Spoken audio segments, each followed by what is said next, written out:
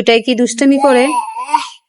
দুই ভাই বোনে কি দুষ্টামি করতেছো? হ্যাঁ, এই যে দুই ভাই বোনে, বোনটা একটু গুছাই গাছা রাখে, কিন্তু এই যে সোনাই, তুমি হাত কোন দিকে দিছো? হ্যাঁ, আপুর মুখে দিছো কে? হ্যাঁ, আপু ব্যথা পাবনি? ব্যথা পাবনি? ব্যথা পাইবনি?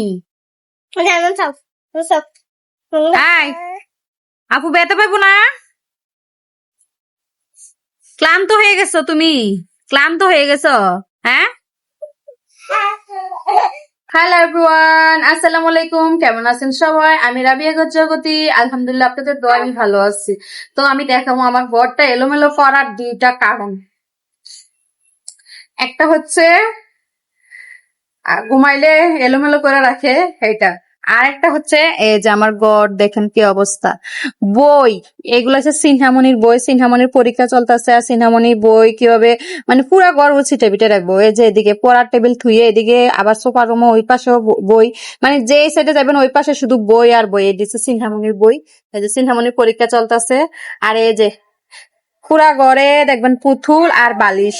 বালিশটি হচ্ছে আমার ছেলেকে একটু সাইডে সাইডে যেত, এটাতে এই বেডটাতে মানে তোষকের নিচে পড়ে গেলে ব্যথা পায়, তার জন্য বালিশগুলো দিয়ে রাখি, একটু বালিশগুলো দিয়ে বসায় রাখি, তার জন্য আমার ঘরটা এভাবে এলোমেলো থাকে। আর পুতুলগুলো আছে যেদিকে বয় এদিকেই দিয়ে রাখি।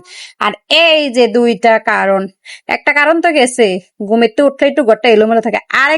আরেকটা কারণ হচ্ছে এই যে দুই ভাই বোনে, বোনটা একটু গুছাই গাছা রাখে, কিন্তু এই যে সময় এদিকে তাকাও, এদিকে বাবা, এদিকে। ভালো লাগতেছে না, আপুর কোলে উঠবো। তা আপু না পড়তে বসছে? হ্যাঁ, এই শোনাই, আপু না পড়তে বসছে, আপু পড়বো না?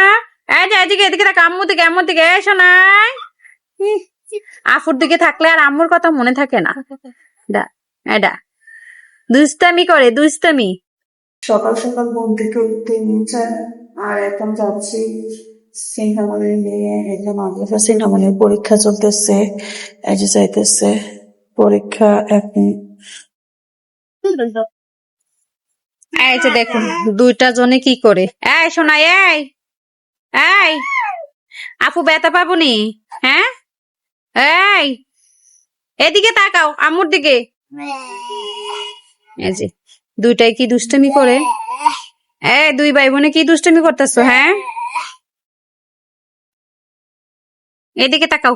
এই শোনাই, বাবা বাবা বাবা, পাপা, আমার পাপাটি কোথায়?